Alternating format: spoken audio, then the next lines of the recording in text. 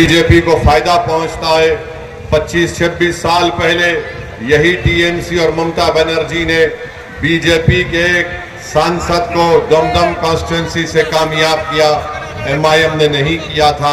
ममता बनर्जी नरेंद्र मोदी और बीजेपी की सरकार में वहां पर रेलवे की मंत्री बनी, एमआईएम मीम पार्टी नहीं बनी। जब गुजरात में फसाद हो रहा था, ममता बनर्जी ने बीजेपी का साथ दिया था। आज टीएमसी और ममता बनर्जी मीम पार्टी के ऊपर इल्जाम लगाते हैं। हम उनसे पूछना चाहते हैं कि एहसान जाफरी को आप जानते हैं, जकिया जाफरी को आप जानते हैं, बिल्किस बानो कौन थी जिसको रेप किया गया था बीजेपी के लोगों की तरफ से। आज उसी बीजेपी के साथ उस वक्त ममता बनर्जी थी। मैं अजीज दोस्तों से, हमारी माँ और बहनों से अपील कर रहा हूं कि आप अपने के कोड का इस्तेमाल करिए और आप जान लीजिए कि बंगाल में जहां कहीं भी जिस ब्लॉक में 50% से ज्यादा मुसलमान रहते हैं, वहां पर साफ पीने का पानी या जल नहीं मिलता, जहर मिलता है। पानी में बच्चों को जहर पिलाया जा रहा है, बच्चों के लिए कोई स्कूल का इंतजाम नहीं, इंटर डिग्री कॉलेज नहीं, किसानों को उनका कीमत नहीं मिलता है। हर वक्त सिर्फ टोलाबाजी और रिश्वत की बात होती है।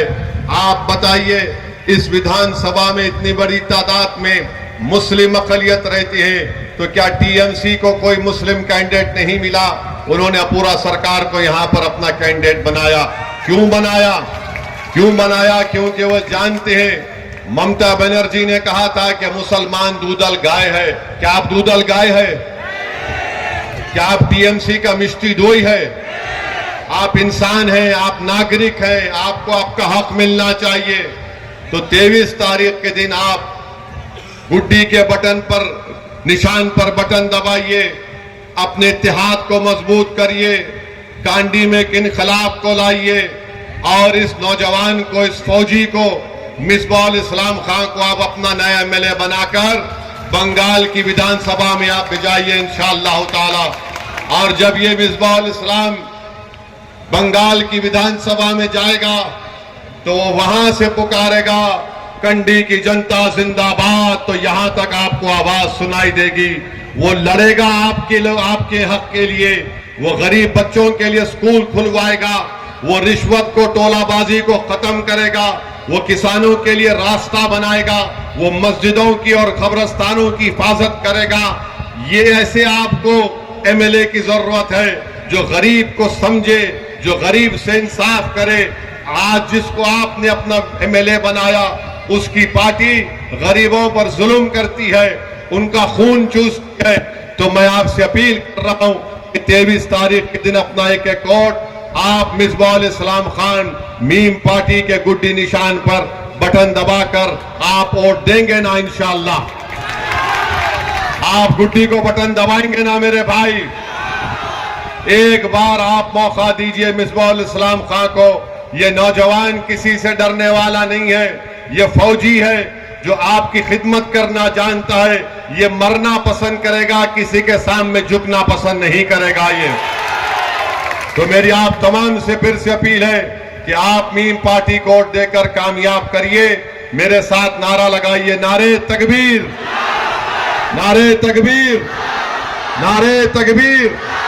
Meme party, meme party, meme party.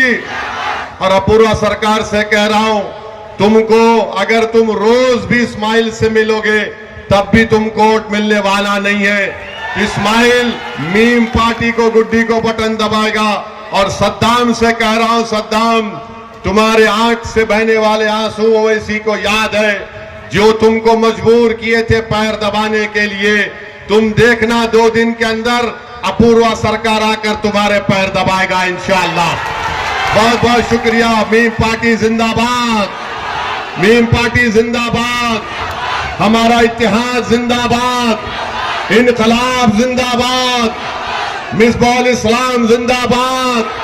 অডিটন speech and hearing clinic, এখানে উন্নত মানের মেশিনের সাহায্যে নাক গান গলার পরীক্ষা করা হয়। এছাড়া উন্নত মানের কানের মেশিন পাওয়া যায়। বাচ্চাদের স্পিচ থেরাপির মাধ্যমে তোতলা দেরিতে কথা বলা বা কথা বলতে না পারার সুচিকিৎসা করা হয়। আমাদের ঠিকানা দমকল তেঁতুলতলা এইচপি গ্যাস অফিসের নিকট।